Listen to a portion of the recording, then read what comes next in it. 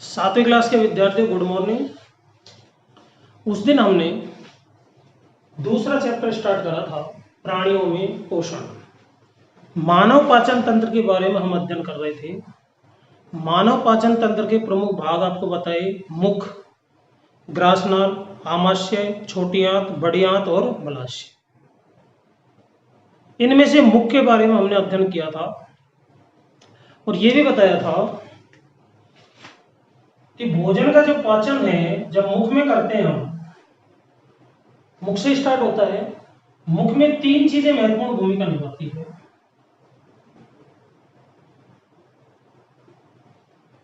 पहला दांत, दूसरी जीभ और तीसरी लार ग्रंथि। दांत भोजन को पीस करके बारीक कणों में बदलते हैं। लार ग्रंथि से द्रव निकलता है जिसको लार कहते हैं, लाला रस कहते हैं। और जीभ स्वाद का पता लगाने के साथ साथ लार को जो चबाया गया भोजन है उसमें मिला करके उसका पेस्ट बना देती है, यानी कि भोजन को गीला बना देती है। इससे वो भोजन आसानी से ग्रास नाल में उतरता हुआ हमारे पेट तक पहुंच जाता है। उस दिन आपको यह भी बताया था कि लार ग्रंथि होती है, इससे स्रावित होता है कौन? लार। और लार क्या करता है? भोजन के अंदर जो मंड है, मंड को हम स्टार्च भी कहते हैं, उसको किसमें बदल देती है? शर्करा में। अर्थात लार भोजन के पाचन में महत्वपूर्ण भूमिका निभाती है। ये मंड या स्टार्च को किसमें बदल देती है? शर्करा में। ठीक है। अब हम एक क्रियाकलाप के द्वारा ये जानेंगे कि क्या वास्तव में लार मंड या स्टार्च को शर्करा में बदलती है या नहीं। ठीक है, तो देखिए,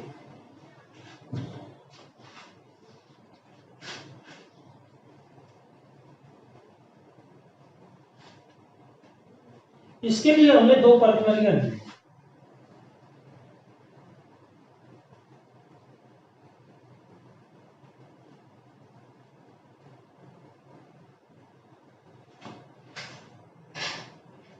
प्रणाली नंबर 1 और ये प्रणाली नंबर 2।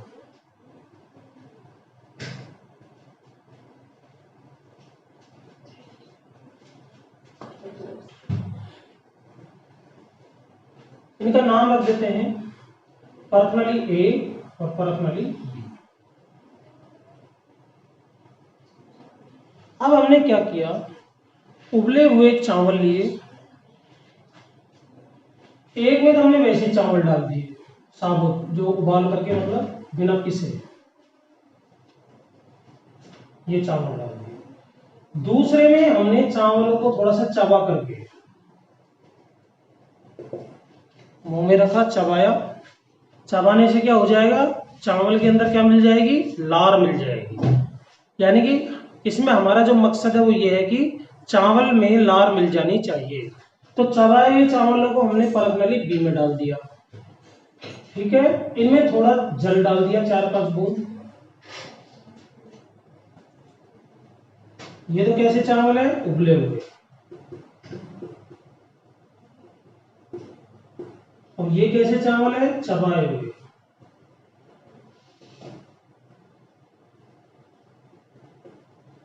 चबाए हुए चावल। अब हमने क्या किया, पानी डाल दिया इनमें, प्लस जल, प्लस जल। अब क्या किया, दोनों प्रणालियों में 2-3 बूंद आयोडीन डाल दें, इसमें भी और इसमें भी, दोनों में डाल दें। थोड़े समय तक इनको रखा रहने दिया। कुछ समय बाद हम क्या देखेंगे कि ये जो प्रणाली ए थी, इसमें चावलों के रंग में कोई परिवर्तन नहीं होता है। ठीक है, और इसमें जो भरा गया था चबाए हुए चावल, उनका रंग कैसा हो जाता है? नीला। नीला रंग क्यों हुआ?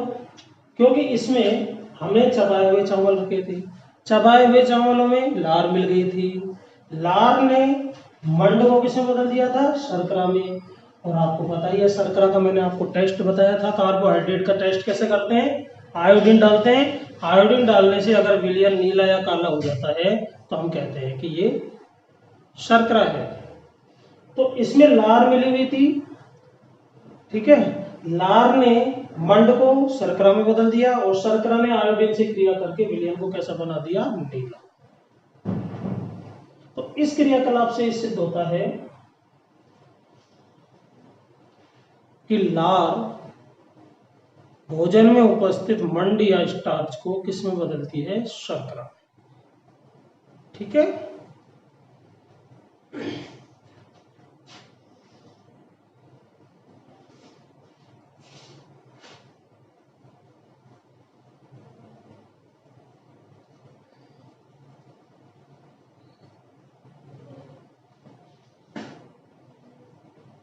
अब हम चलते हैं नेक्स्ट।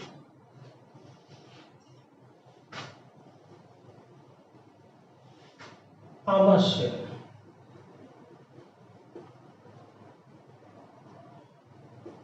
मानव पाचन तंत्र का जो दूसरा भाग है उसको क्या कहा जाता है? आमाशय। आमाशय के बारे में हम अध्ययन करने जा रहे हैं। आमाशय होता क्या है पहले तो हम ये देखते हैं। देखो इसकी स्ट्रक्चर।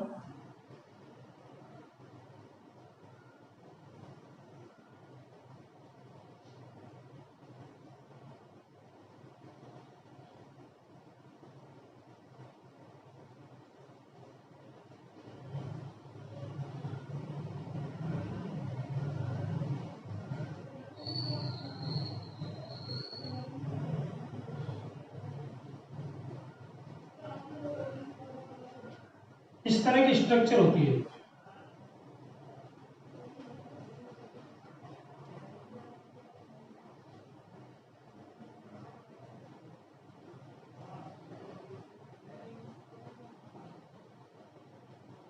ये भोजन का पानी है।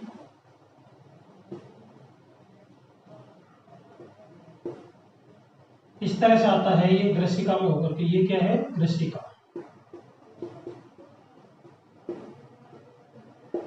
और ये आपको आमाशय आ गया।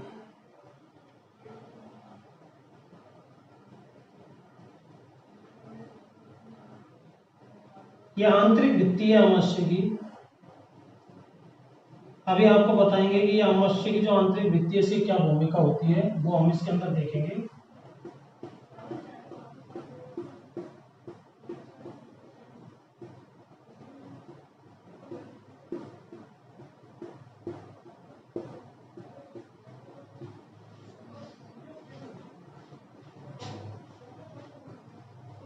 देखिए बच्चों, हम जो भोजन खाते हैं, मुख ने उसको चबा दिया, पेस्ट बना दिया, अब वो जाता है आमाशय। आमाशय अंग्रेजी के जे आकार की रचना है। जे आकार की थैलीनुमा रचना है। जे आकार की थैलीनुमा रचना है, इसमें भोजन जाता है। आमाशय की जो आंतरिक भित्ति होती है उससे तीन चीज स्रावित होती है। ये जो भित्ति होती है इससे कितनी चीज स्रावित होती है? तीन चीजें। तीन तत्व मान लेते हैं इनको। तीन तरह के पदार्थ जिससे स्रावित होते हैं। पहला श्लेष्मा, दूसरा हाइड्रोक्लोरिक अम्ल। हाइड्रोक्लोरिक अम्ल को सूत्र रूप में, शॉर्ट रूप में लिखें HCl। और तीसरा पेप्सिन एंजाइम।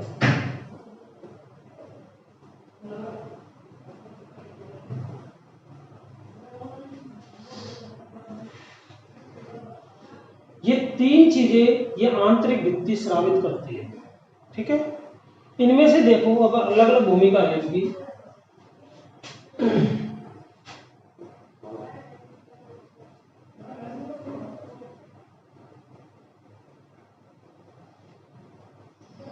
सबसे पहले बात करते हैं श्लेष्मा की। श्लेष्मा क्या करता है? हाइड्रोक्लोरिक अम्ल से आंतरिक भित्ति की सुरक्षा करता है। यानी कि अगर ये श्लेष्मा नहीं होता तो हाइड्रोक्लोरिक अम्ल क्या करता, ये जो भित्ति है आंतरिक भित्ति, इसको जला करके नष्ट कर देता। तो आमाशय की जो आंतरिक भित्ति होती है उसके ऊपर ये लसलसा सा चिपचिपा सा जो पदार्थ है ये लिपटा रहता है, और ये हाइड्रोक्लोरिक अम्ल को टच नहीं होने देता, किससे, भित्ति से। इस तरह से ये आमाशय की आंतरिक भित्ति की सुरक्षा करता है, किससे, हाइड्रोक्लोरिक अम्ल से। दूसरी चीज है हाइड्रोक्लोरिक अम्ल। हाइड्रोक्लोरिक अम्ल क्या करता है, ये दो काम करता है। एक तो भोजन को अम्लीय बनाता है, दूसरा जो भोजन के साथ बैक्टीरिया चले जाते हैं पेट में, जीवाणुओं को क्या करता है, नष्ट करता है। ये दो काम करता है हाइड्रोक्लोरिक अम्ल। भोजन को अम्लीय बनाता है, अम्लीय भोजन आसानी से पच पाता है। दूसरा, भोजन के साथ जो बैक्टीरिया हमारे बॉडी के अंदर चले जाते हैं उन बैक्टीरिया को नष्ट करता है हाइड्रोक्लोरिक अम्ल। तीसरी चीज है पेप्सिन एंजाइम। पेप्सिन एंजाइम क्या करता है, प्रोटीन का पाचन करता है। भोजन के साथ जो भोजन के अंदर पोषक तत्व प्रोटीन होता है उस प्रोटीन को पेप्टोज में बदल देता है, कौन, पेप्सिन एंजाइम। यानी कि प्रोटीन का पाचन यहां से प्रारंभ हो जाता है। इस तरह से आमाशय की भूमिका है। ठीक है,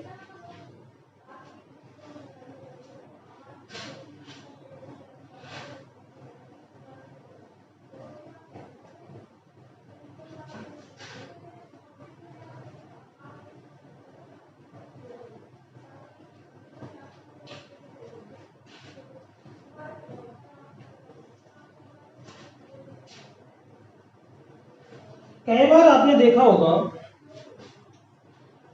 जब हम खाना खाते हैं तो खाना खाते समय कई बार हमें एक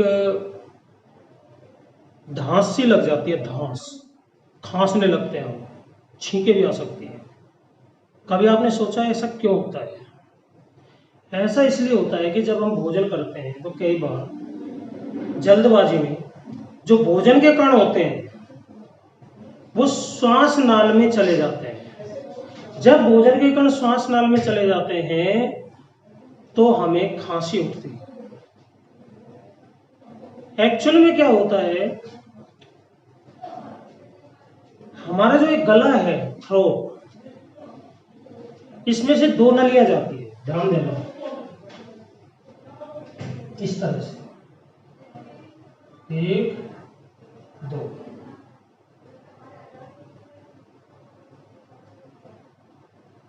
इसमें से एक तो जाती है कहां पर, फेफड़ों में, इसको तो कहते हैं श्वास नाल। एक जाती है हमारे आमाशय तक, इसको कहते हैं ग्रास नाल।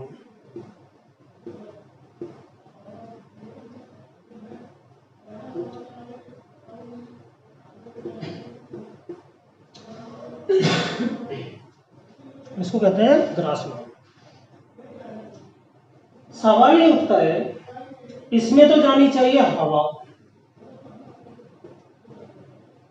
और इसमें जाना चाहिए भोजन, तो ये कैसे सुनिश्चित होता है? इसके लिए हमारे शरीर में, गले में एक रचना पाई जाती है जिसको कहा जाता है एपिग्लोटिस।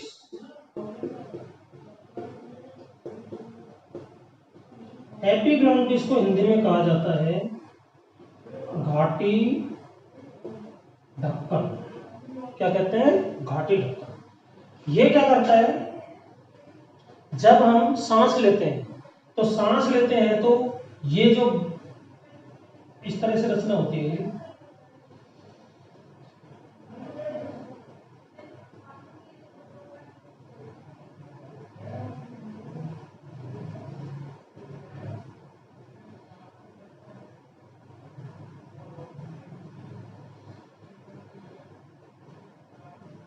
इस तरह से।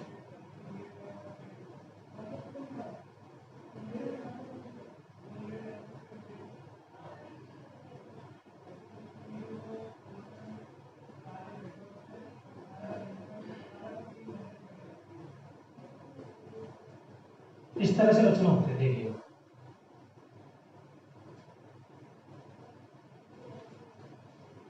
होता क्या है, जब हम सांस लेंगे तो ये इसको बंद कर देगा, इसको भोजन, ये ग्रास नाल को, जिससे हवा इसमें जाएगी। और जब हम सांस लेंगे तो ये इसको बंद कर देगा, किसको, जब हम भोजन करेंगे तब ये इसको बंद कर देगा, किसको, श्वास नाल को। तो भोजन इसमें जाएगा। तो भोजन, ये जो घाटी ढक्कन होता है इसको एपिग्लोटिस कहते हैं। ये सुनिश्चित करता है हमारे शरीर के अंदर कि भोजन तो जाना चाहिए किसमें, आहार नाल में, ग्रास नाल में, और सांस यानी कि वायु किसम के अंदर जानी चाहिए, श्वास नाल में। ठीक है, तो इसको कहा जाता है एपिग्लोटिस या घाटी ढक्कन। ठीक है, आज इतना ही करेंगे अपन। अगला जो पार्ट है मानव पाचन तंत्र का, उसके बारे में अगले लेक्चर में अपन अध्ययन करेंगे। वो थोड़ा बड़ा भी है, छोटी आंत जिसको कहते हैं, उसके बारे में हम अध्ययन करेंगे। आज इतना ही। Thank you very much.